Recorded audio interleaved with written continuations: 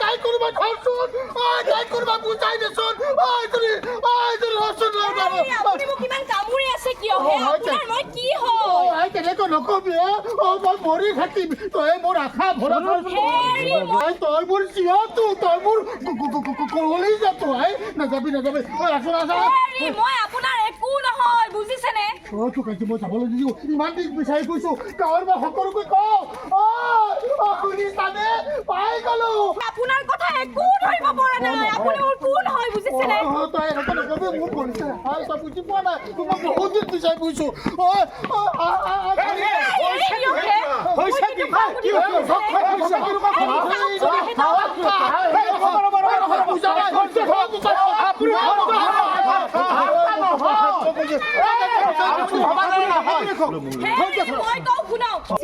এখেতে মোক দেখা পাই হাতত ধৰি আবুল তাবুল বকি তেখেতৰ ঘৰলৈ লৈ যাবলৈ টনা আজৰা কৰি আছে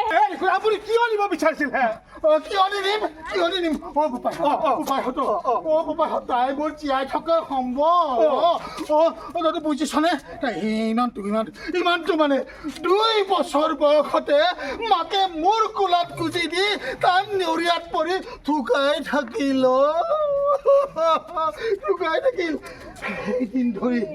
সেইদিন ধৰি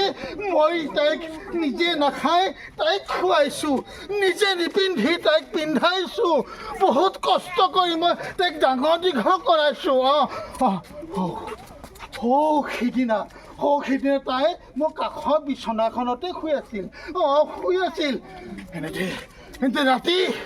ৰাতি হঠাৎ এটা প্ৰচণ্ড শব্দ চাৰিওফালে হোৱাটো লাগিল হাহাকাৰ লাগিল সকলোৱে চিঞৰিব ধৰিলে ভাগিল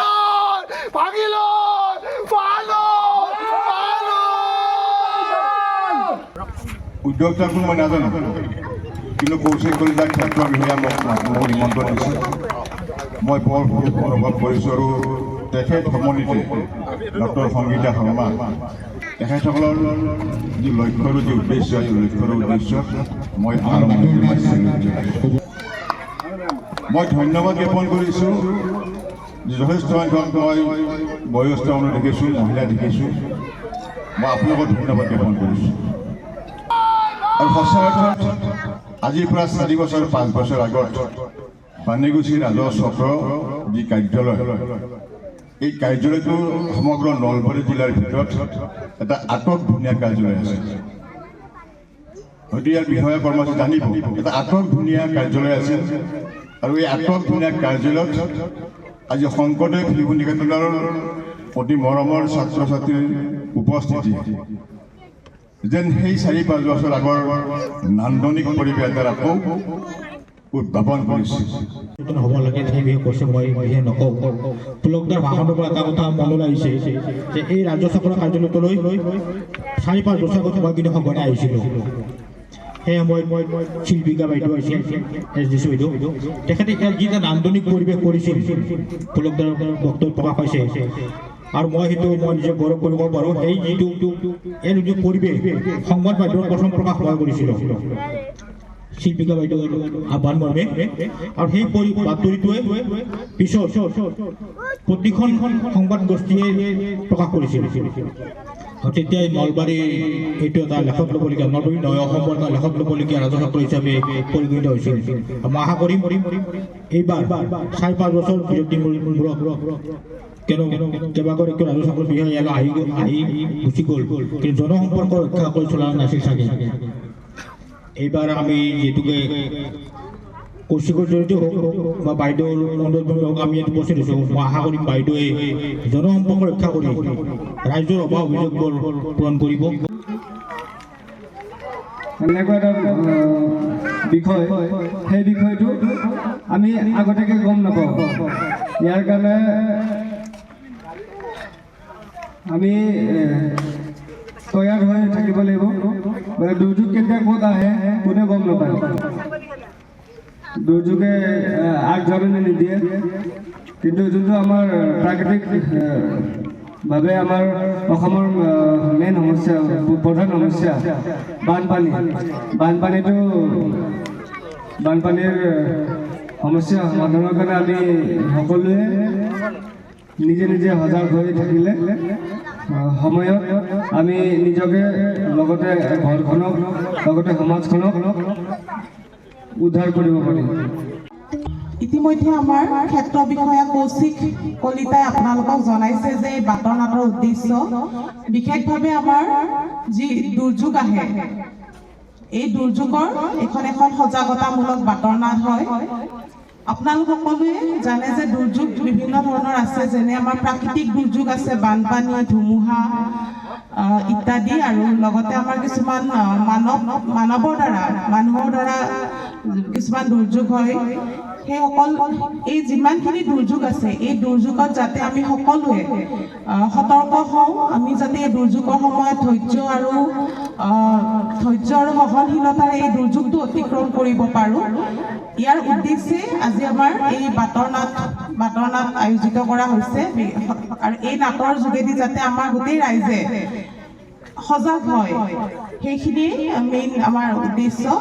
এই বাটৰ নাটত উপস্থিত থকাৰ বাবে আপোনালোক সকলোকে কৰিছে ঘৰ দুৱাৰ খেতি বাতি। তাৰোপৰি এই বানপানীৰ ফলত বহু মানুহ গৰু ছাগলী মৃত্যুৰ মুখতো পৰিছে। তাৰোপৰি ৰাইজ বহু ঠাইত বহু মানুহৰ মাটি ভেটি ঘৰ বাৰী আদি বানপানী উটুৱাই নিয়াও আমাৰ সমাজত উদাহৰণ আছে, হয়নে নহয়? হয় ৰাইজ,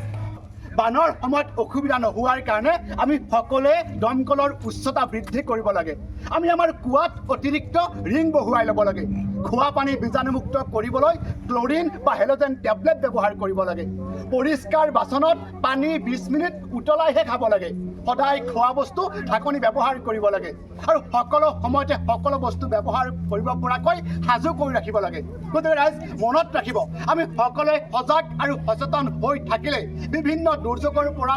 আমি ক্ষতিৰ পৰা সকলোৱে মুক্ত থাকিব পাৰিম। সজাগ সাৱধান হৈ থাকিলে সদায় আমি বিপদৰ পৰা মুক্ত হৈ থাকিব পাৰিম, দুৰ্যোগৰ পৰা আমি মুক্ত হৈ থাকিব পাৰিম। বান অহাৰ আগত সদায় বানৰ সংকেত পোৱাৰ লগে লগে মানুহে সাৱধান হ'ব লাগে, সজাগ হ'ব লাগে। ৰাইজ শুকান খাদ্য,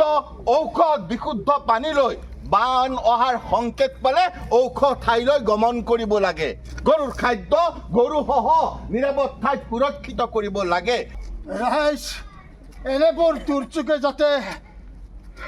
মোৰ দৰে আপোনালোকৰো বিপৰ্যয় মাতি আনিব নোৱাৰে, তাৰ বাবে আপোনালোকে সাৱধানে থাকক, সচেতন হৈ থাকক আৰু সুৰক্ষিত থাকক। ৰাইজ মই আপোনালোকক হাত জোৰ কৰি অনুৰোধ কৰিছোঁ, আপোনালোকে গছ গছনি সংৰক্ষণ কৰক, গছ পুলি ৰোপণ কৰক, তেতিয়াহে আমাৰ জলবায়ুৰ ভাৰসাম্য ঠিকে থাকিব। তাৰ পৰা আমি ধুমুহা, বজ্ৰপাত, ভয়ংকৰ বানৰ পৰা আমি সাৱধানে থাকিব পাৰিম, নিৰাপদে থাকিব পাৰিম।